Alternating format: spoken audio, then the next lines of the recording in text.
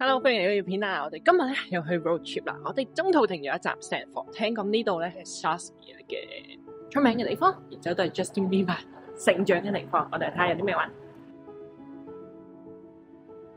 嚟到呢個小鎮，第一步梗係食個 lunch 先啦。呢個小鎮出名食意大利嘢嘅，而我哋就睇中咗呢間 Sourdough 嘅 pizza 啦。第一次試 Sourdough pizza，感覺上就有少少唔同，比較硬少少啦，但係就冇話特別出色咯。之後我哋就喺呢個小鎮周圍行下啦。呢個小鎮收埋咗好多得意嘅文創小店。講到最特別嘅呢，就係呢間戲院啦，因為呢間係全球最細嘅戲院。不過唔好彩嘅係佢今日冇開，所以我哋冇辦法入去睇啊。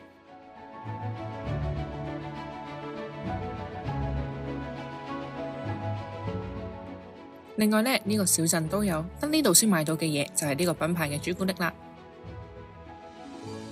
呢一間專賣店呢，係我見過有最多朱古力賣嘅專賣店之一啊，就係 gift set 都有唔同嘅種類啦。當然佢有啲 everyday favourite 啦，就一定長期都有賣嘅。想要最新鮮嘅朱古力呢，一定要揀櫃台呢啲五花八門、唔同種類、唔同甜度嘅朱古力啦。佢都冇想象中咁貴啊，我哋就買咗一嚿2-3蚊嘅嚟試下，都唔錯噶。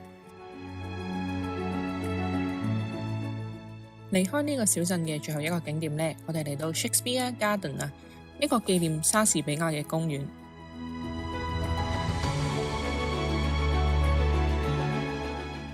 你話同其他花園有咩特別呢？就冇噶啦，純粹有個 Shakespeare 嘅頭像，有條小河仔咁咯。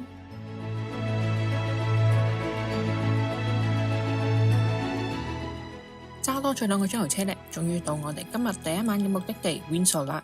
呢個小鎮又係出名食意大利嘢嘅，所以我哋今日成日都食意大利嘢啊！見到佢鋪頭中間擺住呢個窯爐，冇理由唔賣 pizza 噶。第一樣我哋嗌咗嘅嘢係店員推介嘅 homemade gnocchi 啊，本身預咗佢會好煙韌咬口嘅，點知佢比想象中腍咯。另外仲嗌咗呢個 pizza 啊，見佢有個窯爐，冇理由唔試 pizza 噶。雖然佢就唔係下晝嗰個嘅沙屈篤啦，不過個餅皮都非常出色啊！比較奇怪嘅一點係呢，佢個火箭菜加咗啲鹽粒喺上面，都幾鹹下。揸咗成日車，終於嚟到今晚嘅第一個目的地啦 Windsor 啦，揀咗間都幾平價嘅酒店啦，咁就簡單2張床咁樣啦。咁啊，今日食咗個意大利餐廳啦，呢度出名係意大利嘢嚟嘅。咁窯爐 pizza 好出色啊，反而個意粉比我想象中冇咁堅韌咯，同埋手工不錯。緊要我哋睇下仲有啲咩睇。食飽飽，我哋就揸車出去兜下風啦。我哋嚟到湖邊睇日落。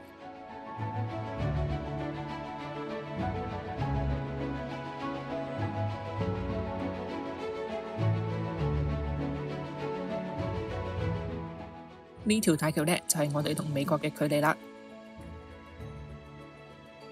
我哋仲好青春咁喺岸邊坐咗一陣石頭，吹咗陣風啊！我哋呢邊就係一啲平房小屋啦，對面嘅美國就係高樓大廈。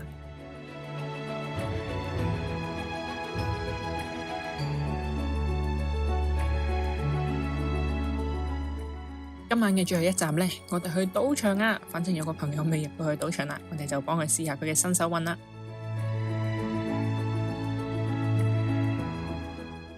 玩完咁充實嘅一日呢，我哋第2朝一早去酒店食個早餐就出發啦。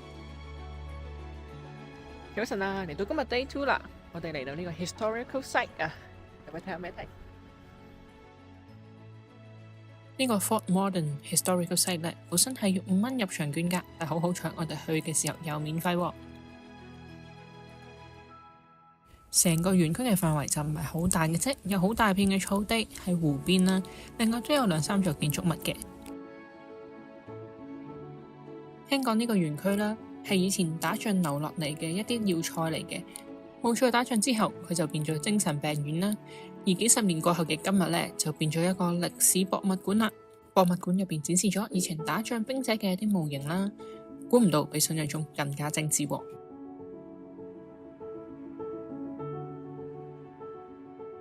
佢都還原咗當時打仗嘅一啲軍服。我哋係咁依行咗呢個 historical site 啦，而家12點咧，佢有個儀式進行啊。我哋就坐喺呢啲 bench 度等啲軍人嚟同佢哋表演啦。At Halifax Citadel, which still does it every single day. Fire! 而今日咧係呢一隊新嘅團隊第一次發炮啊，所以有呢個特登塗污佢哋塊面嘅儀式。佢話呢個係派台俾佢哋嘅祝福。另外咧都有廚房做展示嘅，估唔到呢度以前係可以煮到成100個人嘅嘢食喎。參觀完佢哋嘅生活館之後咧，我哋就正式出發去 Pohnpei Island 啦。入去之前呢，首先要食個 lunch 先。今日就揀咗呢間越南嘢，不過我係小鎮食亞洲菜，你都估到質素會係點啦。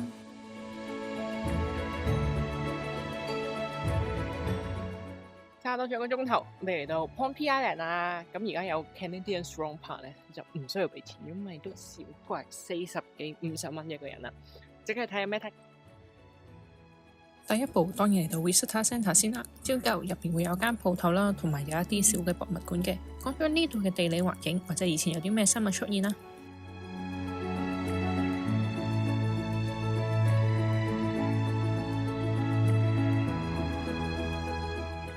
好啦，我哋到咗 Pohnpei Island National Park 啦。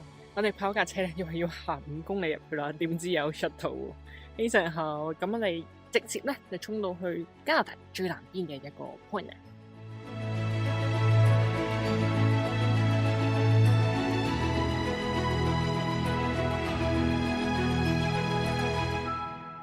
落咗 shuttle 咧，大概行5至10分鐘，其實就嚟到呢一個湖邊噶啦。呢一個湖邊呢，鄰近成個海岸線啊，一望無際嘅沙灘真係好靚啊！另外呢度人又唔多唔逼啦，仲要啲水好清澈，冇乜污染。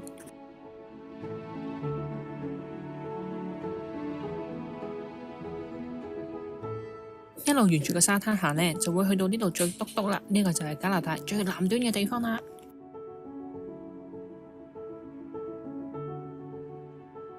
我哋嚟到最南端啦！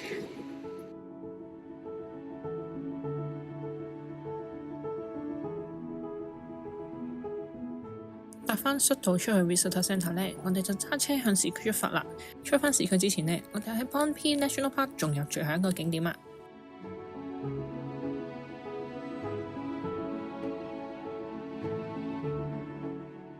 好啦，咁我哋行完嗰個 pinpoint 咧，我哋嚟到呢一個 Mesh Hut 喎。呢度就有一條木橋一路行出去下個圈咁樣啦。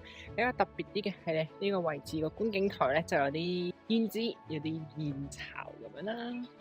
總結呢個 Pohnpei 嘅 park 咧都幾值得睇嘅，比想象中更加 popular。例如就係你行有小火車搭啦，呢度連 Tesla 充電樁都有啊。咁我哋出翻去市區食嘢啦。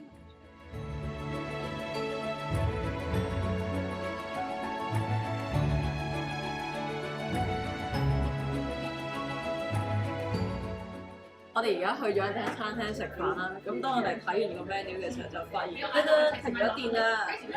我哋食呢個 candlelight dinner 啦。先撇除停電呢個因素先啦，喺呢個小鎮食到日本餐廳已經比想象中好彩噶啦，而佢嘅質素咧都冇我哋想象中咁奇怪，反而都唔錯喎。摸黑食完餐飯，去到我哋住嘅 Airbnb 咧，冇錯，都係停電啦。不過呢間 Airbnb 雖然要行樓梯啫，都幾抵嘅，有廳有偏廳，2間房，加埋都唔需要300蚊加紙一晚㗎。瞓醒又係時候揸車返屋企啦。今日我哋嘅第一站先停一停 London 啊，我哋揾到呢個 Weekend Market， 估唔到都幾有趣喎。首先佢入邊有各式各樣嘅衫啦，價錢都唔會特別貴嘅。食物當然有啦，有 food court 擺咗唔同種類嘅嘢食。另外仲有好多濕星嘢賣嘅，例如啲古幣啊、玩具啊，書店都有喎。最搞笑嘅係咧，原來呢個攤仔好興嗰啲 fill a bag 10蚊嘅，你買個膠袋入邊有好多濕星嘢，你隨便執啦。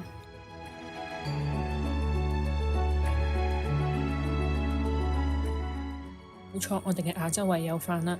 今日嘅 lunch 係呢間韓國嘢啊，正常質素啦。